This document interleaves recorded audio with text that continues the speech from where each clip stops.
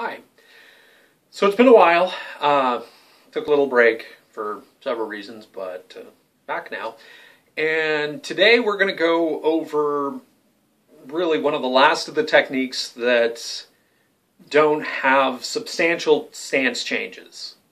Going from a fighting stance to a cat stance, it's more transition for a strike. In this case, a kick, like with delayed sword and sword of destruction, even captured twigs. The rest of them are really pretty solid state stances, if you will. They just are that either fighting stance or, like in the case of sword and hammer, you're just staying in that horse as you move. Now, this one, I really like this one for several reasons. One, it's a forward-moving self-defense technique. You're moving at your opponent.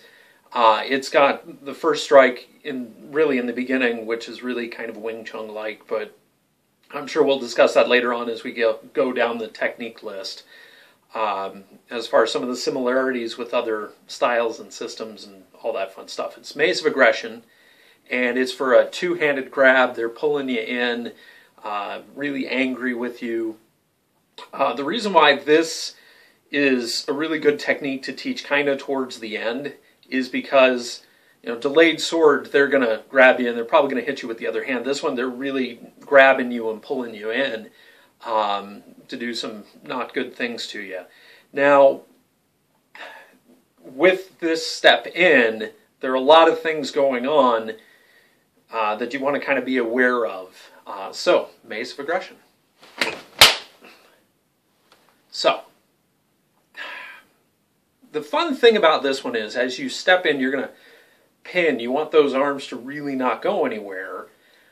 As you pin, you're going to step, and this other lead punch is going to go right through their face, essentially. It's going to go right along their nose. It's a raking back knuckle, if you will. Or you could even do it as a hammer fist and then roll that through, raking those knuckles across the face. Now, as you do that, you're stepping and really settling, because they're going to really be moving you a lot, and you've got to have a stable base for this one. That's kind of the reason why this one's last, is because I really want students to get comfortable with that base and really settling down into it before they really try this one, because it's not going to work if they're uncomfortable with how that stance is going to work.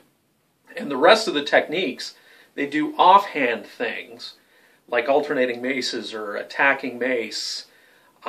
And I really want them to get settled into that stance when they do this technique, because it's not going to be very viable if they don't. And two, there's a check in there, a knee check, which in a real studio we would discuss more at length, because that's one of the more integral parts of this technique. I don't know that we would really discuss it at yellow belt level.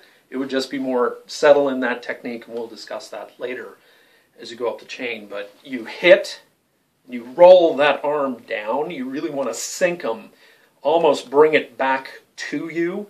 I've seen it done that way, or just roll it down in kind of a modified downward block. You really want to hammer this down. Now, as you do that, they're going to come to you, because they don't have a whole lot of choice in the matter. You've got them, in theory, pinned. If we're going to do ideal phase of this technique, roll it in and then catch them with that elbow. Now, me personally, I like dropping those hands at that point, because you've got them sucked into you.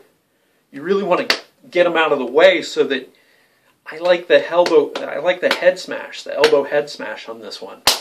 And then you bring it back for, I call it a stabbing elbow, but an outward elbow. So you're hitting, raking across, bringing them in, which is going to make them go this way, hit, and then on the other side of the face, bam, or up in their nose, whatever's a close target, even the jaw hinge. And that's it. Other than that, you're crossing out, and you're getting out of the way. This one I really like. It's really short, sweet, it's to the point. It's a close range technique. You're really using those elbows. By the way, don't do this.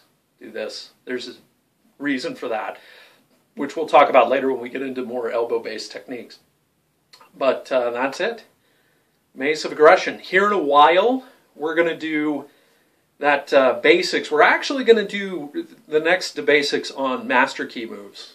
The reason why on occasion I tell you to look at your palm when you're going to do a strike, either this or this, and that knee for a front kick.